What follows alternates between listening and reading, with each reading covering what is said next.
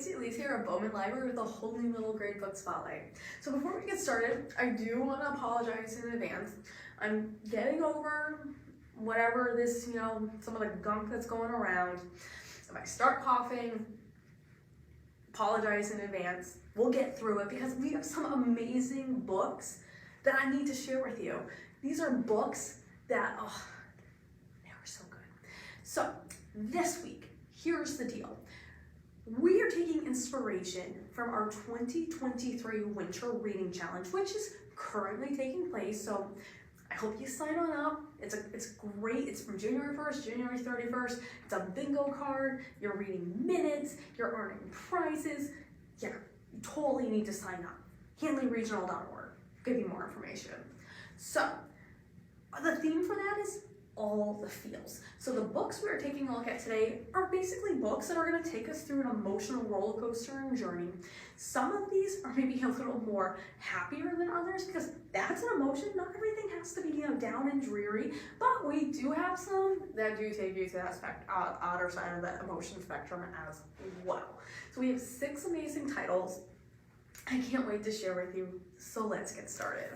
Our first one is One for the Murphys. So Carly has not had the easiest childhood. At 12 years old, she is placed into foster care when her stepfather beats her and her mother up.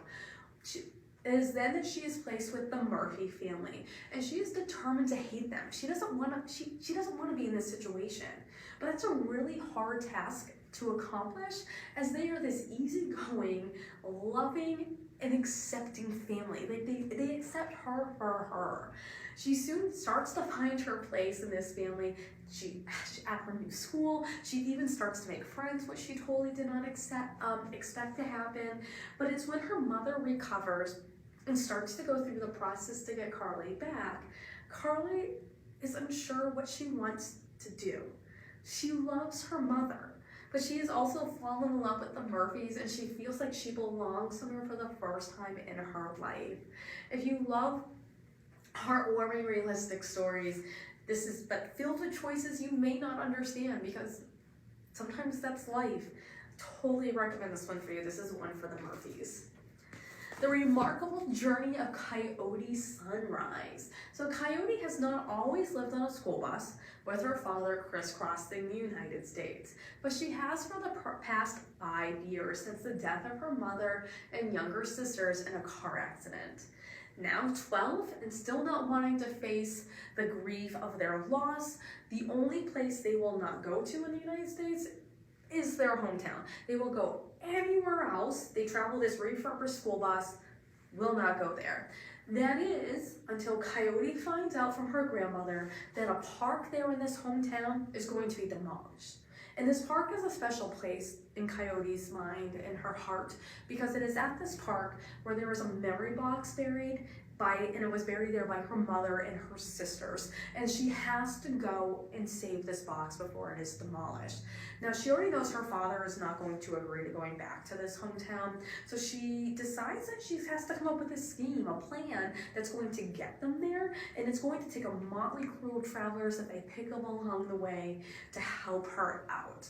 This is all about coming to terms with events in your life while going on an epic road trip, and it will have you cheering Coyote on every step of the way. The Remarkable Journey of Coyote Sunrise. This one will get you if you're looking for a book that might make you tear up or full on cry. Yeah, The Line Tender. So 12-year-old Lucy lives in Massachusetts. She loves to draw, and she finds herself working on a summer assignment with her best friend and neighbor, Fred. Now, the two of them are working on making a field guide of all the animals that can be found near their home as a homage to Lucy's mother. Now, Lucy's mother used to be a marine biologist before she died 5 years earlier. When one of the local fishermen catches a great white shark, though, off the coast where they live, it starts to stir up unresolved feelings of grief for Lucy. And then when another loved one dies in a tragic accident, and I will tell you this, you will not see it coming as the reader. Yeah, you will not. Lucy does not know how to handle things. She soon starts to find herself having to rely on her dad, which is something they've both struggled with over the past 5 years. You know, he's never really grieved the loss of his wife and knew how to become just a dad to Lucy. Oh, filled with so much. This realistic look at grief, dying, and coping is one that's a must read. You may need a box of tissues nearby. Yeah, this one got me a line tender. Oh, another one. Yeah. This one, yeah. Miss Bixby's Last Day. So Topher, Steve, and Brand are all in Miss Bixby's 6th grade class. And to them, she is one of the best teachers in the school that they've ever had. When they learn though that she has cancer and that she's not going to be able to finish out the school year, they decide they are going to see her anyway, no matter what it takes. Ditching school one day, they set off together, but each with their own reasons for wanting to go to see her. The journey is not going to be nearly as easy as what they think it's going to be, and the three of them were not friends at the beginning. They just have this one thing in common. They're not friends at the beginning, but they start to grow together along the way, and it's one that you will want to be on the journey with as well. You may need some tissues. I know I did, for this amazing story in which it's all about finding out who you are and what it means to have people in your life who always believe in you and encourage you to be true to yourself. An amazing story, Miss Bixby's Last Day.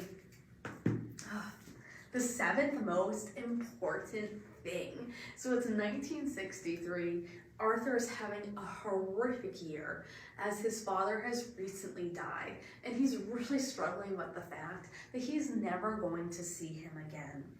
Things come to a boiling point when he sees the man who roams their neighborhood, who they call the junk man. And they call him the junk man because all they see him do is that he's digging, he's rummaging in people's trash and the scrap heaps and stuff, and it's just junk to them.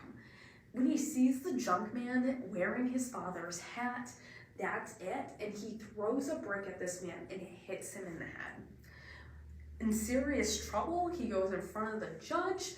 Arthur then, when he finds out what his punishment is, it's kind of an unusual one. His punishment is he has to spend every weekend 120 hours worth with the junk man. Now, the junk man's real name is James Hampton. And what Arthur soon learns as he goes on these journeys with him to rummage through trash, looking for scraps, all that type of stuff, what he learns is that there's a reason behind all of this, and that all the items that James is looking for, he is using to create this magnificent artistic masterpiece. But James is running out of time because he is terminally ill. Now, this is based loosely on the life of a real-life artist whose name was James Hampton.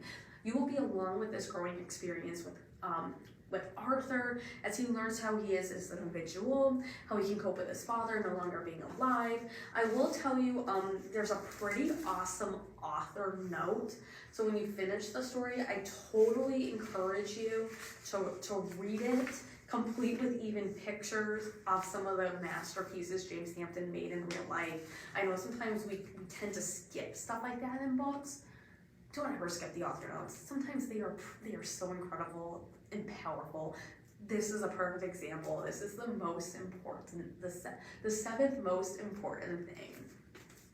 And our last one is Extraordinary Birds. So 11-year-old December has been bounced from foster family to foster family, and she is convinced that one day she's actually going to become a bird, and she's going to then be able to fly away from everything and from life. It's when she arrives at a new foster family, though, that everything kind of starts to change. Eleanor, her new foster parent, she's patient. She's kind. She even volunteers at a wildlife rehabilitation center. And even though December does not want to trust her, she actually starts to, which goes against everything she's been told to do throughout her foster care experience.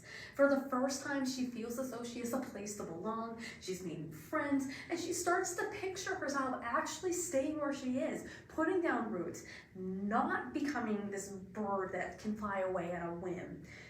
But at the back of her mind during this whole thing, she is not sure how long it's actually going to stay that way, and there's always that seed of doubt. This book is all about learning where you belong, the power of kindness, which is a lesson we all need to hear time and again. Amazing, powerful read, extraordinary birds.